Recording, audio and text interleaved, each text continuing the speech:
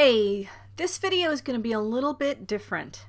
I talked to you in my earlier videos about some of the technical reasons you might be suffering writer's block and how to overcome those with technical solutions.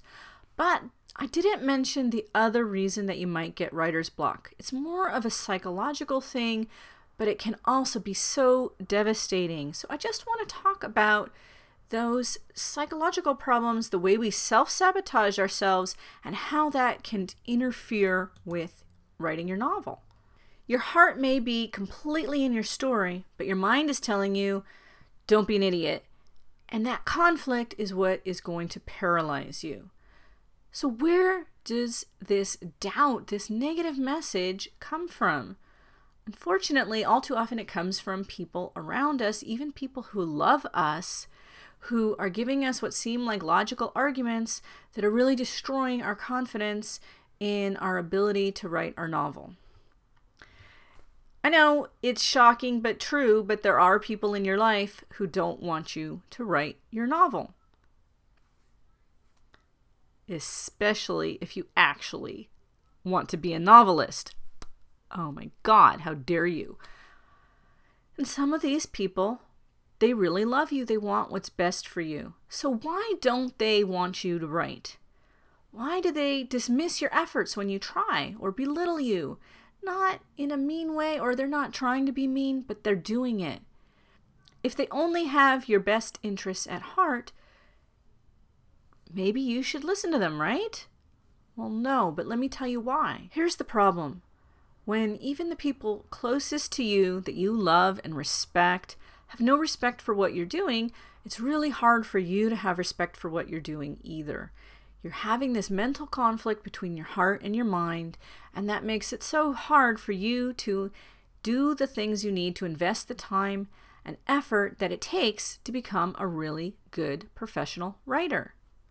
The chances are that you may love to write, but you're reluctant to invest in it the same way that you would, for instance, in medical school.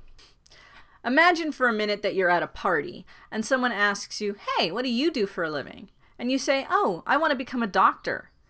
Picture the expression on their face. It's probably pretty respectful, right?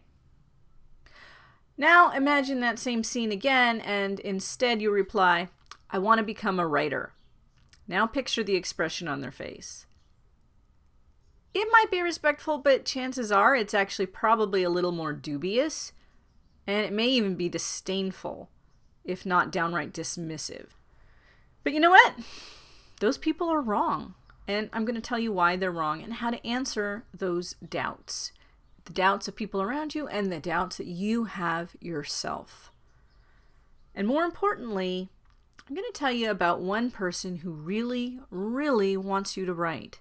Someone important and someone who will surprise you. I guarantee you do not know who this is. First, as always, I want to remind you that these videos will only be up for a short period of time, so please grab the workbook, do the work on your novel, go through it while you can, because the videos are going to be gone in about a week. We're getting very close to the time when we're going to jump into the actual writing and the actual Misc Writer 30-day novel workshop, and that's really exciting. So go ahead and do the work now. Look at the videos now if you haven't seen the other two. I don't want you to come back later and then not be able to find them and be frustrated, so grab it while you can. Okay. All right, so who are these doubters? Now, of course, I don't know your particular circumstances. I'm just going to make some educated guesses. Chances are, for instance, at least one member of your family doesn't approve of this. Could be a grandparent, an aunt, or an uncle, maybe even mom or dad. And they love you, they want what's best for you, they just don't get it. They just don't get why you want to write novels. It seems a little crazy to them. For me, it was my brother. When I first became a full-time author, and before I was making any money, every family gathering he would, joke around with me and say, why are you wasting your time writing novels? When are you going to get a real job? Thanks. Your family's not going to want you to be a writer if they think it means you're going to end up homeless and poor. They're just looking out for you. They want you to be safe. Writing a novel? That's risky. Listening to your heart, following your dream, trying something new and unpredictable? That's dangerous. Another person who doesn't want you to write a novel is your favorite publisher, because they think you're like most writers, that you're too lazy and stupid to do it right, and that it's going to be utter crap, and they don't want you to waste their time with it. They think that you're not willing to take the steps to learn to write a novel like a pro. Why do they think that? Because 99% of aspiring writers are too lazy to take the time that they need to learn the art of writing a novel. They don't invest in it. They don't see it as a work of art. They just kind of throw it out there. Maybe they do it during NaNoWriMo 1 month, and the very next week they send it out to a publisher, and it's just not any good. And the publishers know this, and they don't want to see another one. Lots of people, 99% of aspiring writers, treat writing like a hobby, and then they wonder why writing professionals don't treat them as a colleague, don't treat them as a professional. If you're in school at the university, another person in your life who surprisingly might not want you to write your novel is your professor. Now, I know it seems counterintuitive, but in a lot of university programs, they really frown on any kind of novel that's commercial or genre, basically any kind of novel that you're actually likely to find an audience for and get paid good money for. They do everything in their power to discourage you from writing that kind of novel. They'll call it trash. They'll tell you it has no significance, that it's a waste of time. They'll look down on you for it. They'll be disdainful. They're very discouraging. Nothing crushes your belief in your own writing, especially if you want to write a genre novel, than trying to study creative writing in a graduate MFA program. And I'm really sorry that that's true, but it is true in far too many programs. Now, we already talked about the family member who's worried about you becoming a writer. But there's also another family member we need to mention that's a little different category, because maybe they're actually really supportive of you writing, but they're also depending on you. I'm talking about a spouse or your children. They want to support you, and maybe they do support your writing, but it's really important for you not to let them down. You know they're depending on you. You know that they need you to earn a solid income, and you need to look out for them, and you do not want to disappoint them, and you're just not sure, honestly, that you can do that as a writer. You're a little worried that you have to choose between your family and taking care of them, and that's got to come first, right? And your dream as a writer. Does that have to go on the back burner? That is the fourth person in your life who, as supportive as they want to be, you know that they're depending on you and you don't want to let them down. Now, there's the fifth person on our list, and this person is a little different. Chances are this person doesn't know you're writing a novel. He'd be against it if he knew, but not for the same reason as all the other people we mentioned. Those other people, they care about you. Well, maybe not the publishers, but even the publishers, all of these people, your family, the publishers, they think you're gonna fail. They think that you don't know what you're doing and that your book is gonna suck, but they would be delighted if you proved them wrong, okay? This last person is not like that. This last person does not want you to write a good book, does not want you to sell it, and definitely doesn't want you to start writing and selling more than one book and making a lot of money at it, because then you'd quit your job. And guess what? This person is your boss. Your current boss does not want you to leave your day job and become a full-time writer. The last thing your current boss wants you to do is start earning enough money at doing what you love so that you can become your own boss. But you know what? If you stay at your day job or not, that's kind of between you and your boss. I'm not going to get involved in that one. You know, the sad fact is, if you really believe you can't make money writing novels, it doesn't make sense to invest a lot of time and energy and money in learning how to write them. Okay, yeah, sure, Aunt Bertha will go to the knitting store and spend $300 buying yarn just to knit sweaters that nobody's ever going to wear. But if you try to spend any time or money on writing, your family's gonna think you're crazy. Chances are these people are suffering from JK Rowling syndrome. And before JK Rowling came along, you could have called it Stephen King syndrome or Nora Roberts syndrome or any famous writer that you like syndrome. Basically, this JK Rowling syndrome is this. People only see two kinds of writers. You're either selling billions of novels and making billions of dollars, or you're going to end up homeless and starving in the gutter. And there's no in between. And since chances are you're not going to be JK Rowling, then you're going to end up starving and homeless in the gutter. So of course, nobody wants that for you. The problem is, it's just not true. There are tons of writers. The huge majority of writers are comfortably in between homeless in the street and super rich. They are actually mid-list writers who make a good income. They're not super famous. They're not super wealthy, but they're making money doing what they love. They can make money as writers, and they are stars to their own readers, to their own niche. Just because you've never heard of them doesn't mean they're not successful.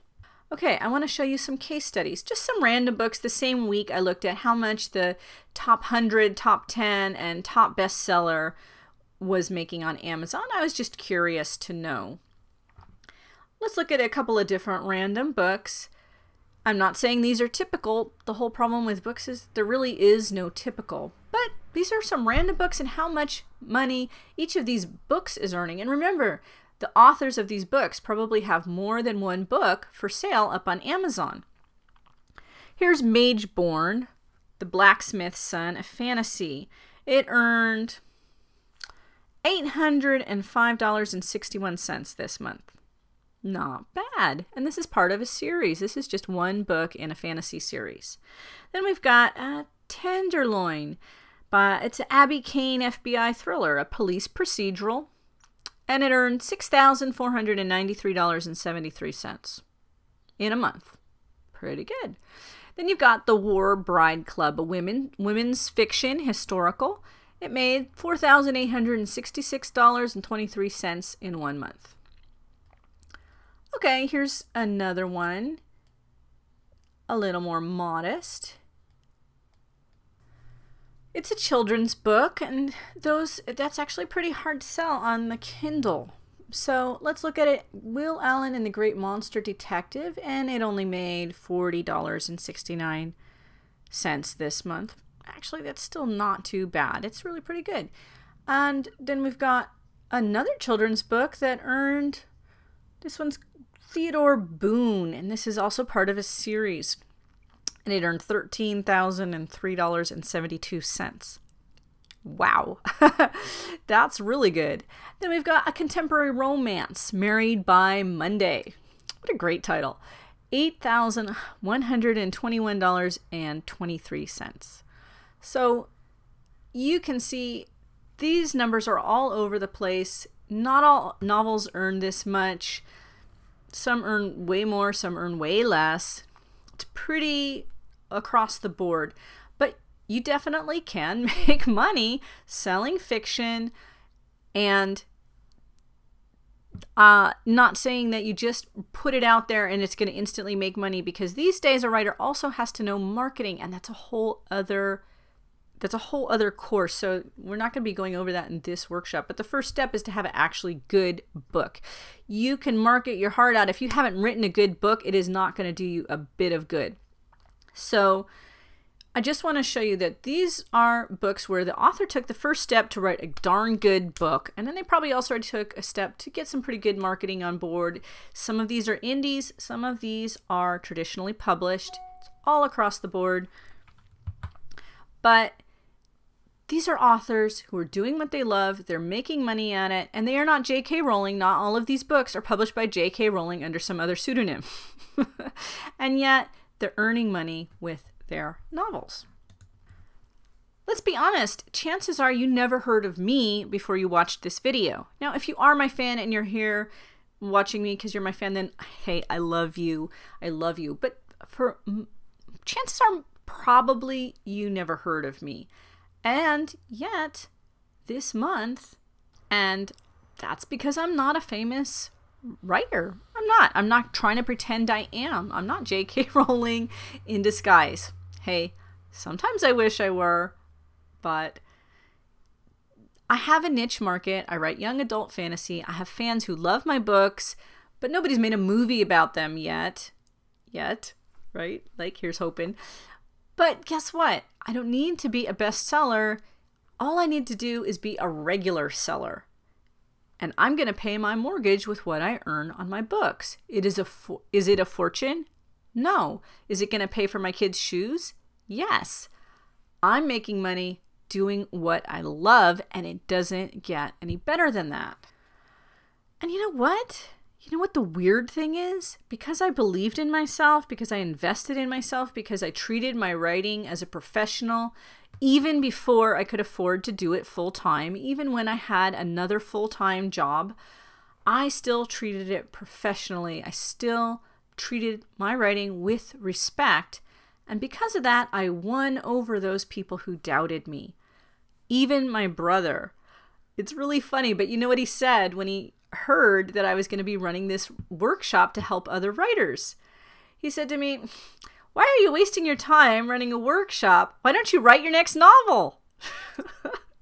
Don't worry, I will be. But that just shows you he came around 180 degrees because I believed in myself, now he believes in me. Respect yourself and respect your art. Believe in yourself and believe in your path. Invest in yourself and invest in your writing. Everything I've taught you here and everything I'm going to be teaching in the workshop in much greater detail is aimed at helping you craft books that readers will connect to, that readers will love, so that you can afford to write for a living. Or look, even if you do want to write as a hobby, even if you love your day job and you don't want to quit your day job, and you just want to write 1 or 2 novels on the side as a hobby, that's fine. But wouldn't it be great to have a hobby that paid for itself?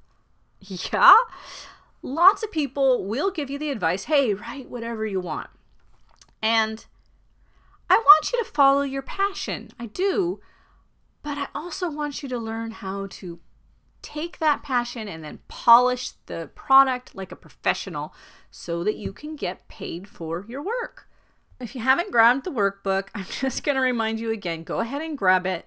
And in addition to the workbook section, there's also some stuff about how much writers are making, just to prove to you that it's possible. It is not a promise about how much you're going to make. Don't interpret it that way. It's to inspire you. And I also really want you to stay signed in on the list because I'm going to be sending out information about the workshop, and I'm going to be opening registration very soon. And that is only going to be open a very short time. It is first come, first serve. You're going to want to jump on it as soon as it's open if you're interested in doing that. It's going to be a lot of fun. I really hope that you'll seriously consider this because I'd love to have you there.